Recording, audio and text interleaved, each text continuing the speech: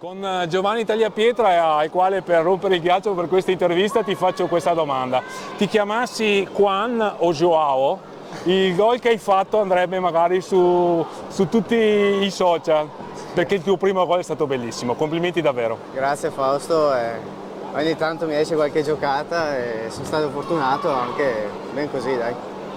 Come sta? Beh, oltre al gol, anche una prova volitiva in fase difensiva, che era forse quello che vi mancava di più dalle ultime giornate. Anche per quanto riguarda la tua prestazione, ci sono stati degli ottimi recuperi, segno che avete lavorato in settimana anche sul piano dell'attenzione difensiva, no? Sì, perché dopo queste due sconfitte le abbiamo esaminate col mister e è un nostro punto in cui dobbiamo migliorare molto.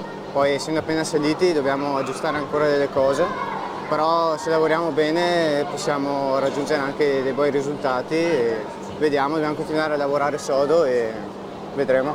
Sabato prossimo cosa c'è? Il derby di un posto che conosci bene? Sì, esatto, beh, il derby sono tutte partite difficili quest'anno. Cioè per la cronaca siamo a Montecchio per Cancino, no? Sì, esatto.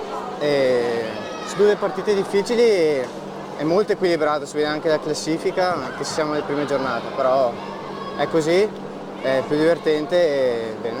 Ti piace di più giocare di sabato sera o di domenica pomeriggio?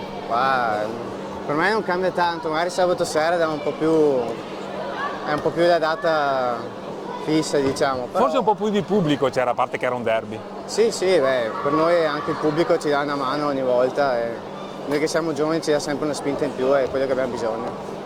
Quest'anno hai qualche campionato da giocare, li ricordiamo? Sì, abbiamo anche il 19, la 23 e sta andando bene anche lì e continuiamo così. Bisogna. Grazie, buona serata e Grazie, complimenti Fausto. Giovanni.